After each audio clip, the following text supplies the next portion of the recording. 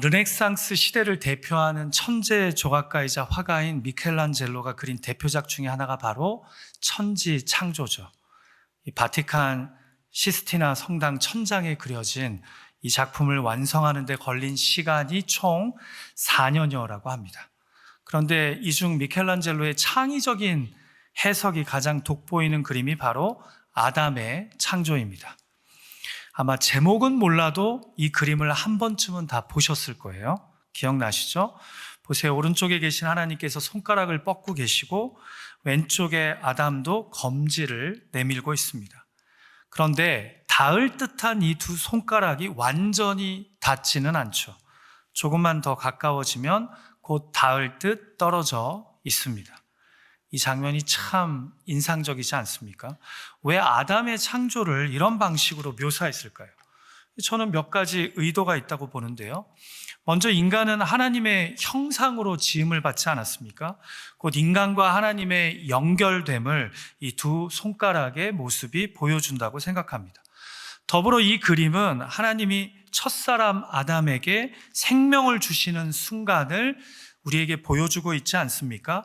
이 두 손가락의 만남은 이제 곧 창조주 안에 있는 생명력이 아담에게 전달되는 순간을 보여준다는 거죠.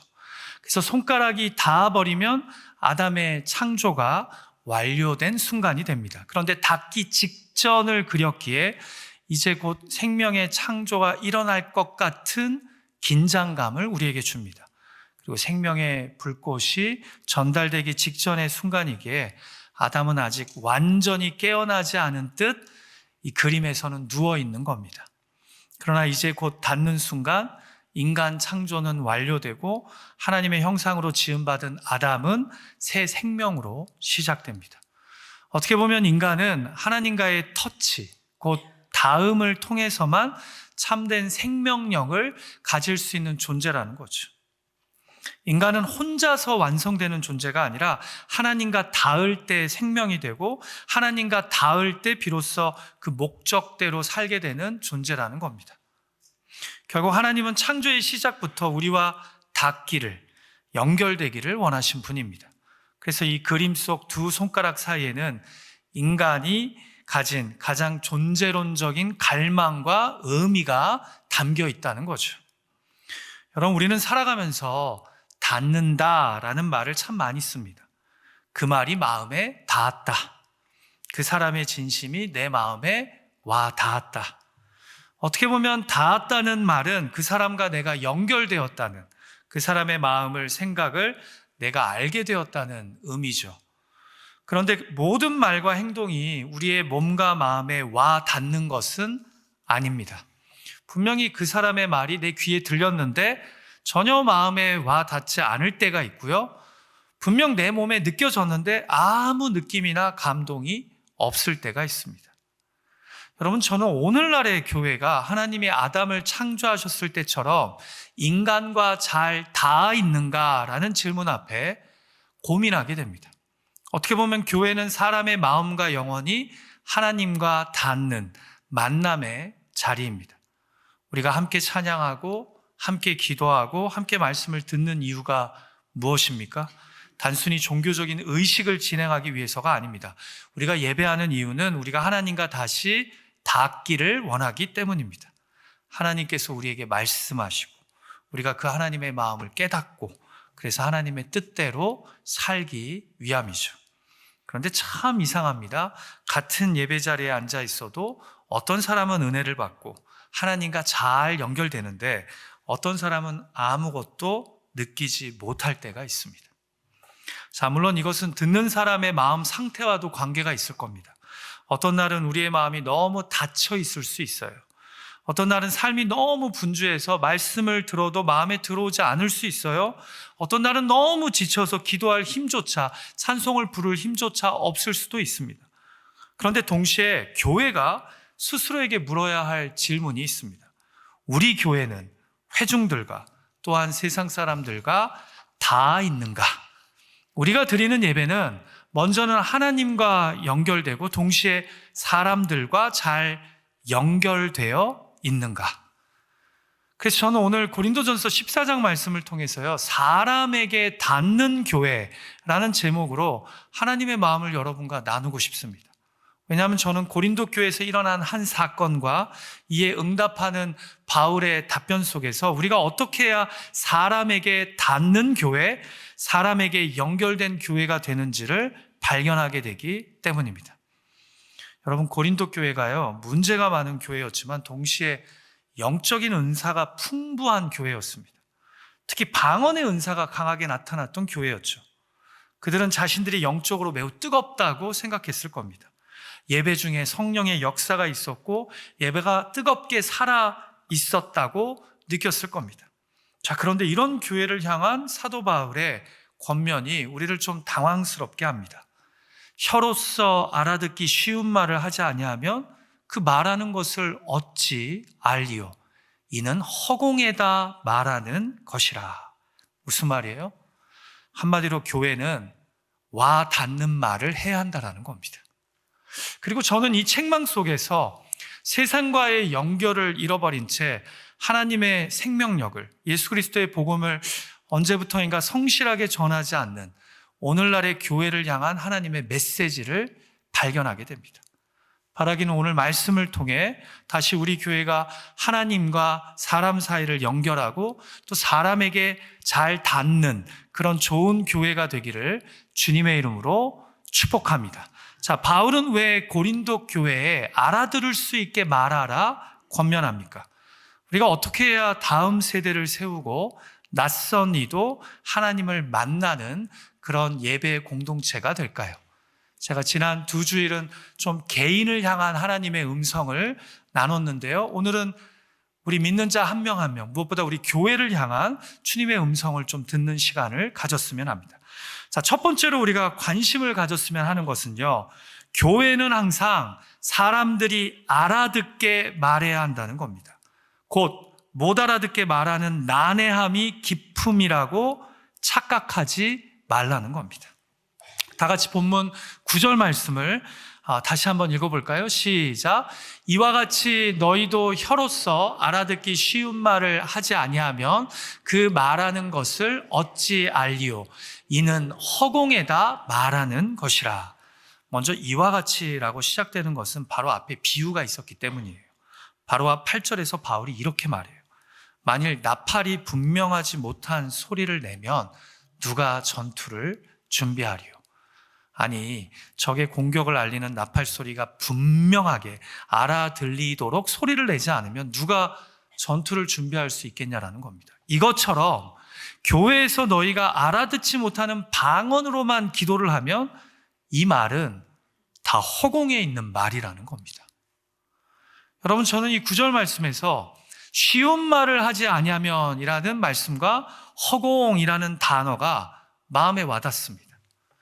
아마도 당시 고린도 교회 안에는 알아들을 수 없는 방언으로 하는 기도를 매우 신비롭고 깊이 있게 보는 성도들이 제법 있었던 것 같습니다. 저도 어렸을 때 어머니가 방언으로 기도하는 모습을 보면서 처음에는 되게 당황스럽고 좀 어색하더라고요. 근데 시간이 갈수록 뭔가 좀 신비하게 느껴지는 부분도 있었습니다. 자, 그런데 바울의 말이 교회 안에서 어렵고 깊어 보이는 알아듣지 못할 말을 하면 그것은 허공에다가 말하는 것이랍니다. 여러분, 허공에다 말한다는 것이 무슨 의미일까요? 말은 했고 그래서 소리는 났는데 그 말을 듣는 사람에게 전달되지는 않았다는 겁니다. 상대방의 귀에 닿았을지는 몰라도 그 사람의 마음과 생각에는 닿지 못했다라는 거죠. 그래서 11절에서 이렇게 말해요. 내가 그 소리의 뜻을 알지 못하면 내가 말하는 자에게 외국인이 되고 말하는 자도 내게 외국인이 되리니. 못 알아듣게 어렵게 말하는 것은 서로가 서로에게 외국인이 되는 것과 같답니다. 여러분, 여기서 고린도전서의 의견은 명확해요. 교회 안에서의 언어는 단순히 표현하기 위해서 있는 것이 아니라 전달되기 위해, 다가가기 위해 있다는 거죠. 내가 할 말 했으니까 됐다가 아니라 상대가 알아듣고 받을 수 있어야 말의 목적이 이루어진다라는 겁니다.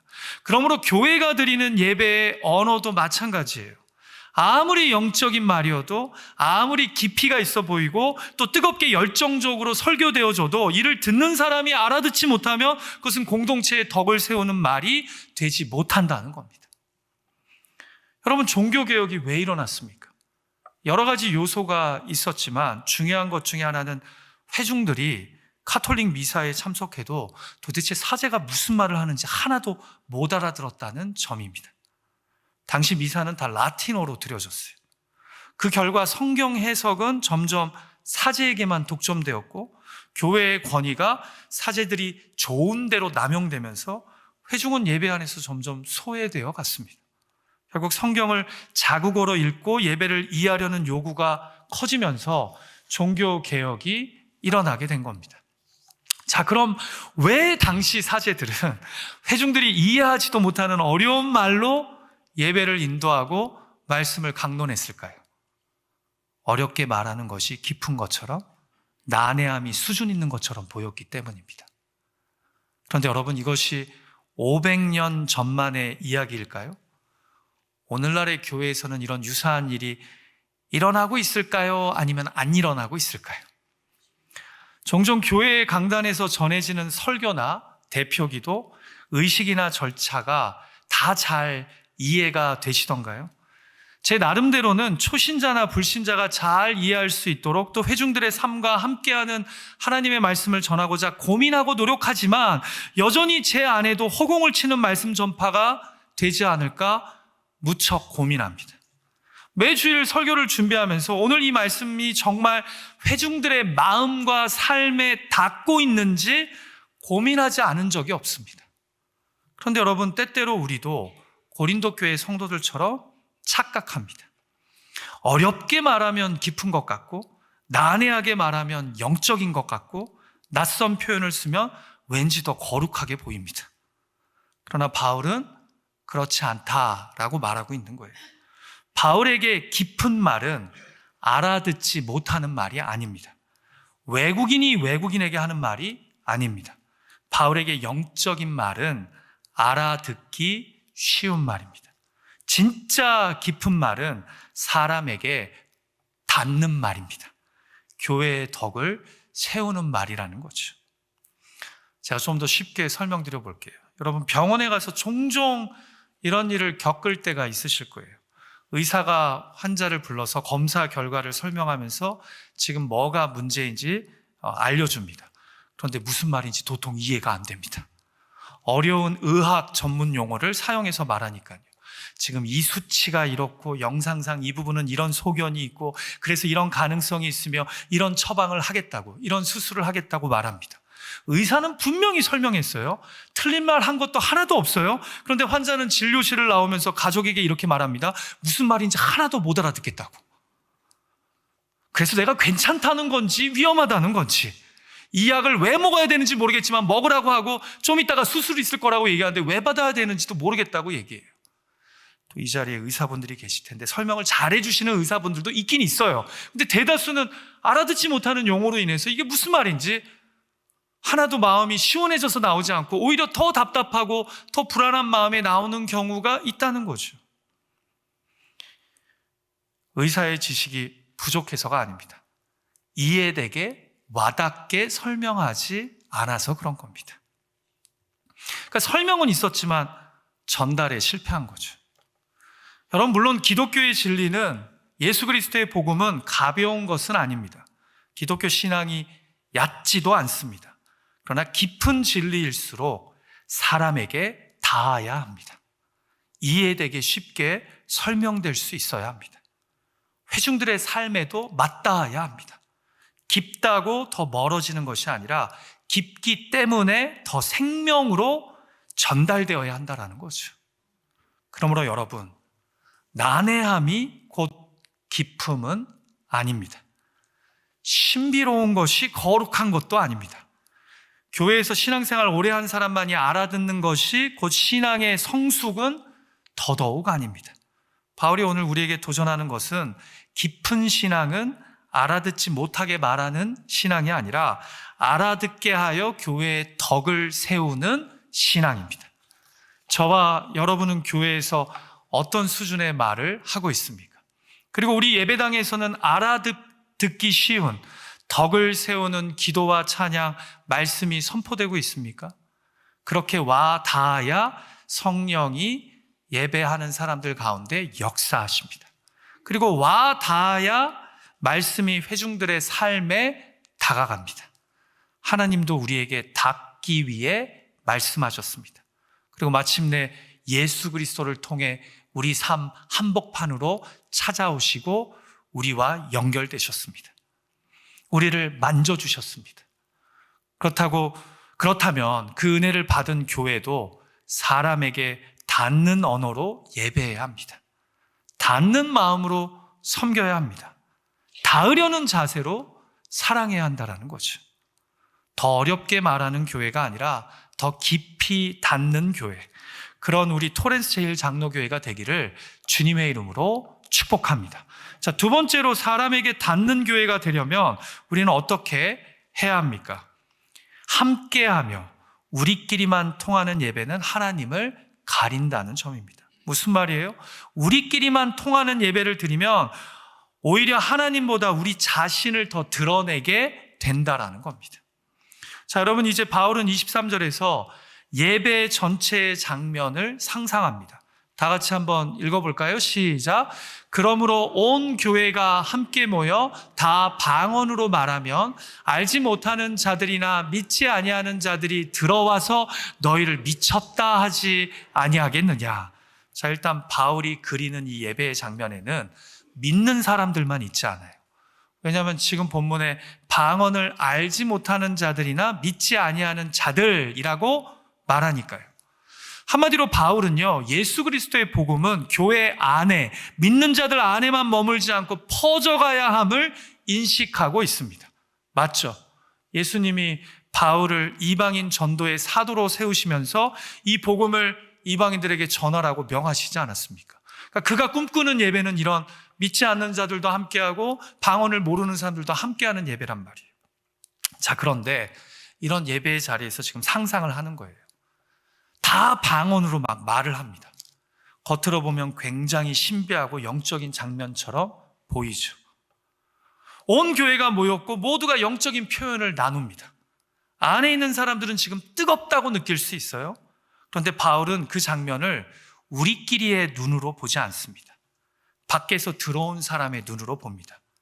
알지 못하는 자들이나 믿지 아니하는 자들이 들어와서 너희를 보고 미쳤다 하지 않겠느냐. 여러분, 이 관점이 중요해요. 바울은 예배를 평가할 때 우리끼리 은혜로웠는가만 묻지 않습니다. 이 예배가 처음 참석한 사람에게 어떻게 들릴까를 함께 묻습니다.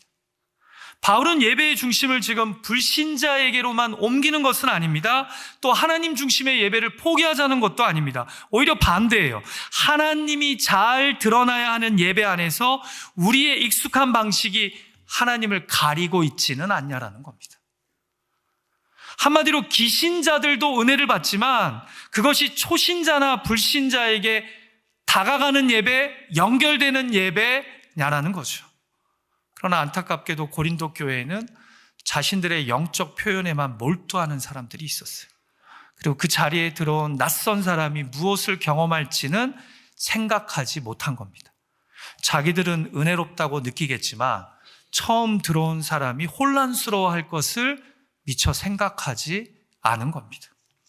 그래서 바울은 좀 세게 말해요. 이들이 너희를 미쳤다 하지 않겠느냐. 여러분, 이것은 강한 책망이에요. 우리끼리만 통하는 방식이 때로는 하나님을 더 잘 드러내는 것이 아니라 하나님을 가릴 수 있다라는 겁니다. 저는 종종 이런 생각을 해요. 세상의 언어는, 젊은 세대의 언어는 계속 바뀌고 있는데 우리는 지난 수십 년 동안 동일한 버전의 사도신경으로 우리의 믿음을 고백합니다. 자, 오해하지 마세요. 저는 지금 우리끼리만 생각하지 말고 우리 입장에서만 보지 말고 만약에 이 자리에 지금 10대 후반이나 20대 초중반의 젊은이들이 부모의 강권으로든지 아니면 어쩔 수 없이 억지로 와 있다고 한번 생각을 해보자고요.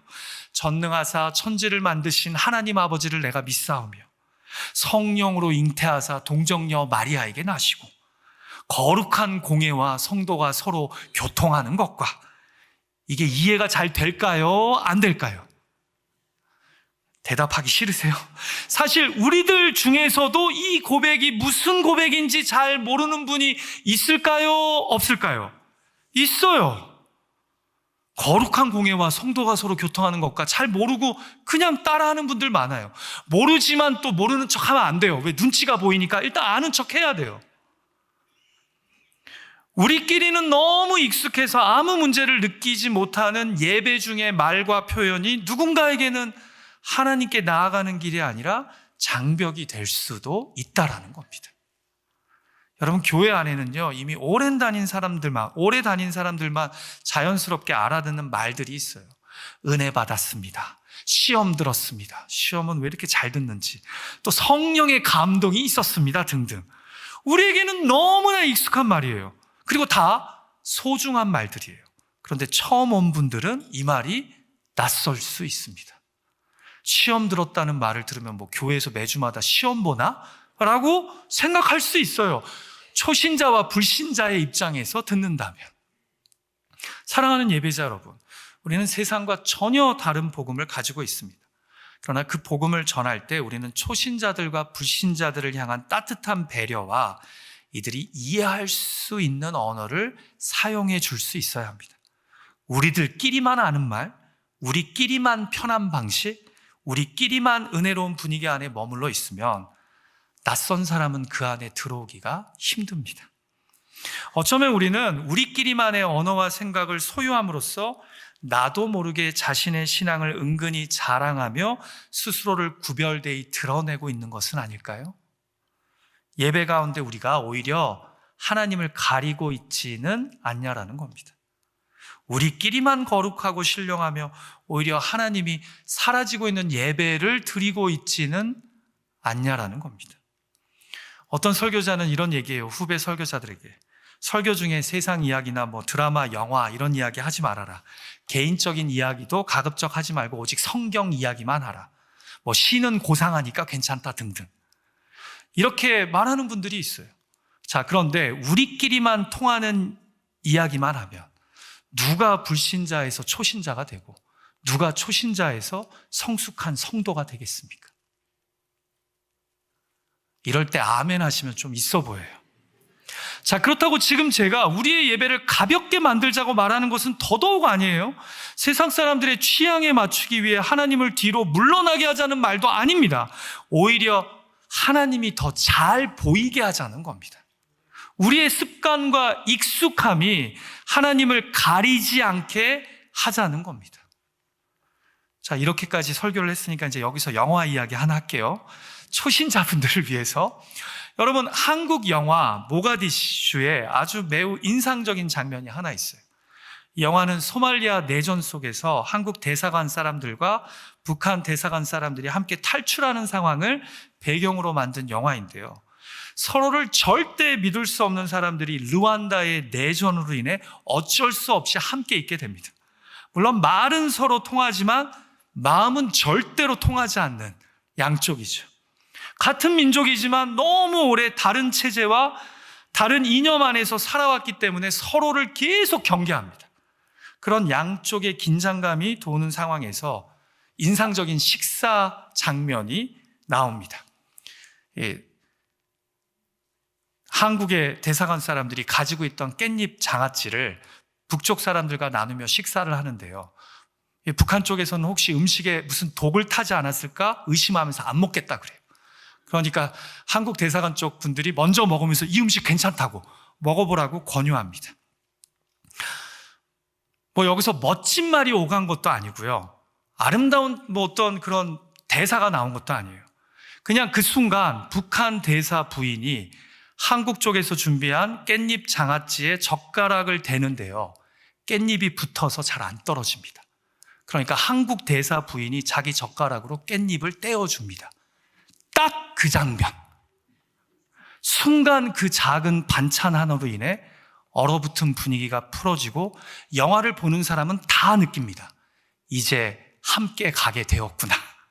함께 하고 있구나. 서로를 적으로만 보던 사람들 사이에 이 붙어있는 깻잎 한 장이 떼어지는 순간 사람과 사람을 다시 이어주는 작은 다리가 된 것입니다. 여러분, 저는 그 장면이 기억에 남아요. 왜냐하면 사람 사이의 벽은 꼭 큰 이론으로만 허물어지는 것이 아니기 때문입니다. 때로는 상대가 알아들을 수 있는 작은 배려, 상대가 받아들일 수 있는 익숙한 온기, 함께 먹을 수 있는 식사, 그 한 숟가락, 한 젓가락이 마음을 엽니다. 말은 통했지만 마음이 닫혀있던 사람들이 작은 나눔을 통해 조금씩 서로에게 가까워지는 겁니다. 서로가 닿게 되는 겁니다. 우리 교회에도 불신자가 왔을 때요, 사랑으로 다가가 복음을 전하고 그래서 세례를 받게 된 이야기가 있습니다. 제가 그 이야기를 전해 듣고 얼마나 감사했는지 몰라요. 어떻게 가능했을까요? 우리끼리만 통하는 것이 아닌 그 불신자에게 누군가 한 명이 사랑으로 다가가 붙어있는 깻잎을 떼어주었기 때문입니다. 그래서 마음과 마음이 닿았기 때문이에요.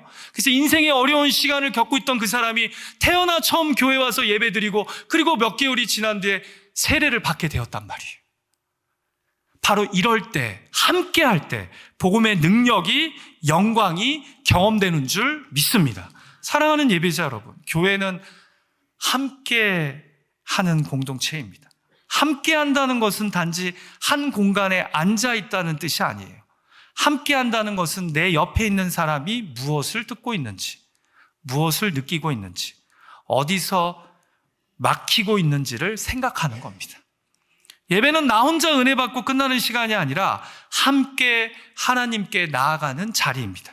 그래서 우리끼리만 통하는 예배는 결국 하나님을 가릴 수 있습니다.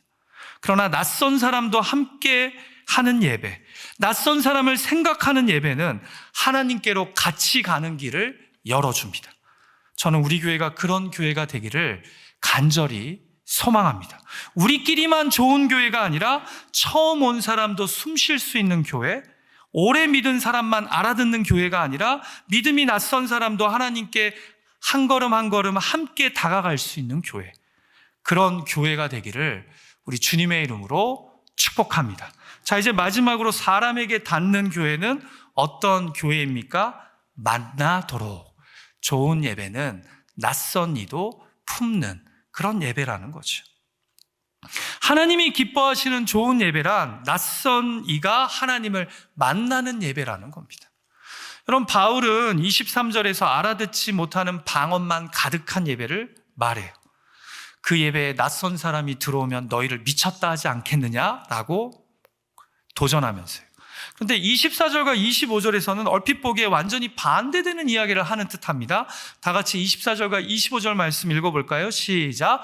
그러나 다 예언을 하면 믿지 아니하는 자들이나 알지 못하는 자들이 들어와서 모든 사람에게 책망을 들으며 모든 사람에게 판단을 받고 그 마음에 숨은 일들이 드러나게 되므로 엎드려 하나님께 경배하며 하나님이 참으로 너희 가운데 계신다 전파하리라. 이 말씀 그대로 두세요. 여러분, 여기서 바울이 말하는 예언은 단순히 미래를 맞히는 능력이 아니에요. 고린도전서 14장에서 바울이 말하는 예언은 공동체가 알아들을 수 있는 하나님의 말씀을 의미해요. 그래서 모두가 다 하나님의 말씀을 알아듣게 서로 나누고 들으면 그 안에서 어떤 일들이 벌어진다는 거예요? 그 마음에 숨은 일들이 드러나게 된다라고 이야기합니다. 그러니까 사람을 세우고 권면하고 위로하는 말씀을 다 알아듣게 서로 나누면 그 가운데서 낯선 사람에게 어떤 일이 일어난다고요? 그 마음에 숨은 일들이 드러나게 된답니다. 여러분, 이것은 사람을 망신 주는 예배가 된다는 뜻이 결코 아니에요. 또 누군가의 비밀을 들추어내는 예배가 된다는 뜻은 더더욱 아닙니다. 하나님의 말씀이 이 낯선 사람의 마음에 깊이 닿았다는 뜻입니다. 그래서 다 드러나는 거예요. 겉으로는 괜찮은 척하고 있었는데 말씀을 듣다가 내 안에 불안과 염려, 두려움이 보이기 시작합니다. 내 안에 감춰진 죄가 보입니다. 내 상처가 드러납니다. 내가 붙들고 있던 헛된 소망이 보이는 거예요.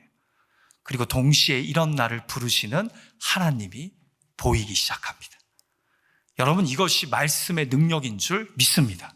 말씀이 제대로 이해되게 선포되면 사람을 단순히 감동시키는 데서 끝나지 않습니다.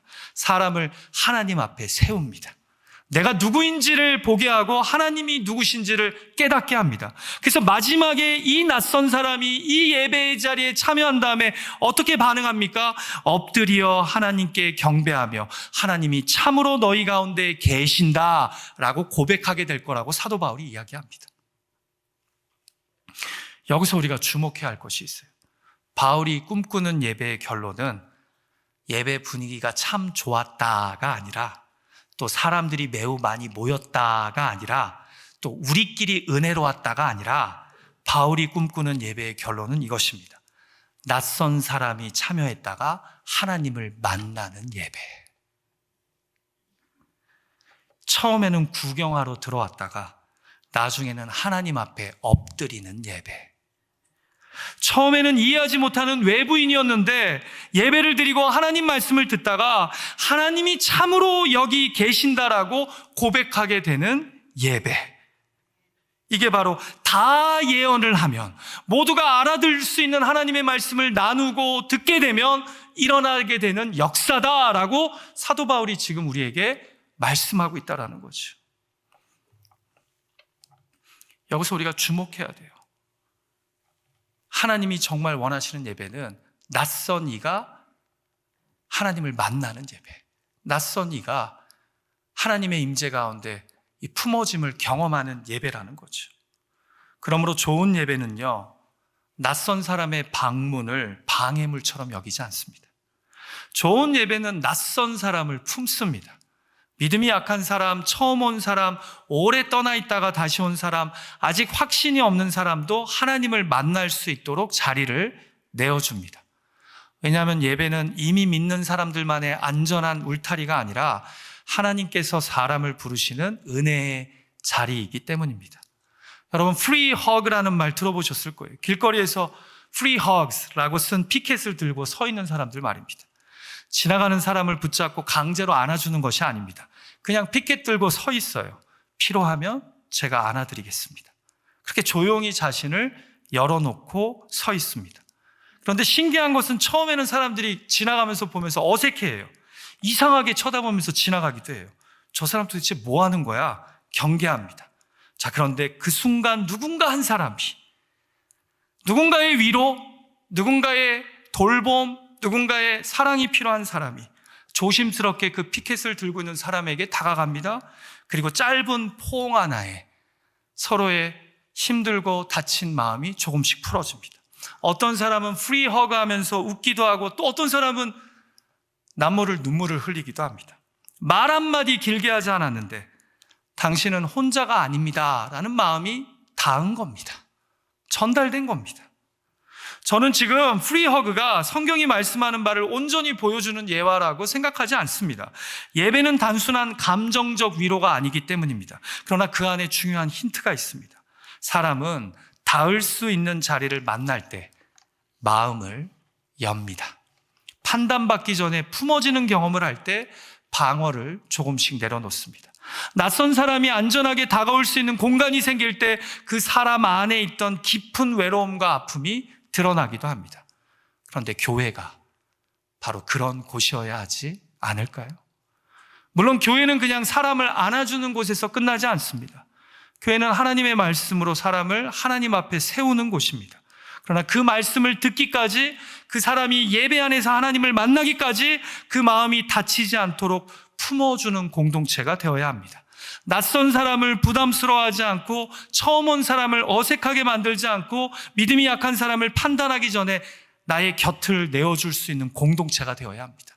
제가 종종 이런 얘기 하잖아요. 토렌스 지역이, 사우스베이 지역이 품지 못한 영혼이 우리 교회에서 안김을 받았으면 좋겠다고. 여러분, 사람은 누구나 마음 깊은 곳에 숨기는 일이 있습니다. 겉으로는 괜찮아 보이지만 숨겨진 눈물이 있습니다. 겉으로는 아무 문제 없어 보이지만 말하지 못하고 있는 죄책감이 있습니다. 겉으로는 단단해 보이지만 하나님을 향한 질문과 갈망이 있습니다. 좋은 예배는 그 숨은 마음을 억지로 끌어내지 않습니다. 그러나 하나님의 말씀이 임할 때 그 마음이 하나님 앞에서 열리게 합니다. 하나님과 그 영혼이 예수의 십자가를 통해 닿게 되고 만나게 될 때 그 낯선 자는 이렇게 고백합니다. 하나님이 참으로 여기 계시는구나. 그러므로 사랑하는 예배자 여러분, 우리가 꿈꿔야 할 예배는 단지 잘 짜인 예배가 아닙니다. 익숙한 사람만 편한 예배도 아닙니다. 낯선 사람도 품어주는 예배입니다. 다음 세대도 하나님을 만날 수 있는 예배입니다. 오래 믿은 사람에게는 더 깊은 은혜가 되고 처음 온 사람에게는 하나님을 향해 첫 문이 되는 예배입니다. 우리가 안내 한 번을 따뜻하게 하고 찬양의 가사를 조금 더 이해하기 쉽게 부르고 기도의 언어가 조금 더 알아듣게 드려지고 설교의 말이 사람의 삶에 닿도록 고민해야 되는 이유가 여기에 있습니다. 이것은 단지 예배를 보기 좋게 바꾸기 위해서가 아닙니다. 누군가가 이 자리에서 하나님을 만나기를 사모하기 때문입니다. 누군가가 이 자리에서 하나님이 참으로 너희 가운데 계신다라고 고백하게 하기 위해서입니다.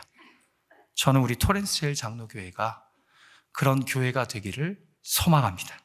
처음 온 사람도 품는 교회, 믿음이 낯선 사람도 숨 쉴 수 있는 교회, 다음 세대도 하나님의 음성을 들을 수 있는 교회, 그리고 결국 사람을 우리에게 붙잡아 두는 교회가 아니라 하나님께 엎드려지게 하는 교회, 그런 사람에게 잘 닿는 교회가 되었으면 참 좋겠습니다.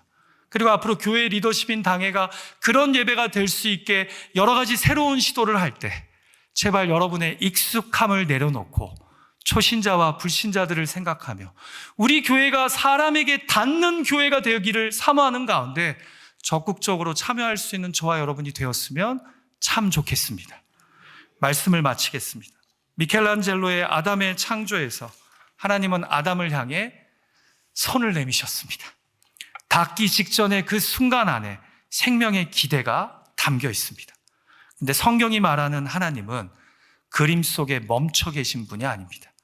하나님은 실제로 예수 그리스도를 통해 우리에게 닿으셨습니다. 말씀으로 닿으셨고 은혜로 닿으셨고 마침내 예수 그리스도 안에서 우리의 삶 한가운데로 찾아오셨습니다. 그렇다면 이제 교회도 그렇게 살아야 합니다. 첫째, 알아듣게 말해야 합니다. 둘째, 우리끼리만 통하는 방식에 갇히지 말아야 합니다. 셋째, 낯선 사람도 하나님을 만나도록 품어야 합니다. 바라기는 우리 교회가 더 멀어지는 교회가 아니라 더 믿지 않는 자들, 연약한 자들께 다가가는 교회, 더 깊이 닿는 교회, 우리끼리만 좋은 교회가 아니라 사람에게, 불신자에게 닿는 교회가 되기를. 그래서 이곳에 들어오는 모든 사람이 하나님이 참으로 여기 계신다라고 고백하는 교회가 될 수 있기를 주님의 이름으로 축복합니다. 같이 기도하죠. 하나님 아버지, 오늘 고린도전서 14장의 말씀을 통해 우리가 어떤 교회가 되어야 할지 깨닫게 해주셔서 너무나 감사합니다. 우리가 한 명 한 명의 성도로서 사람에게 닿는 교회가 되기를 원합니다. 이 시간 간절히 기도하오니 우리의 예배, 우리의 나누는 대화가 불신자나 초신자들, 또 낯선 이들이 잘 알아들을 수 있는 예배, 알아들을 수 있는 교제와 사랑이 될 수 있도록 우리가 그들을 하나님께로 인도해서 그들의 하나님과 닿아지는 은혜가 있도록 우리를 사용하여 주시옵소서.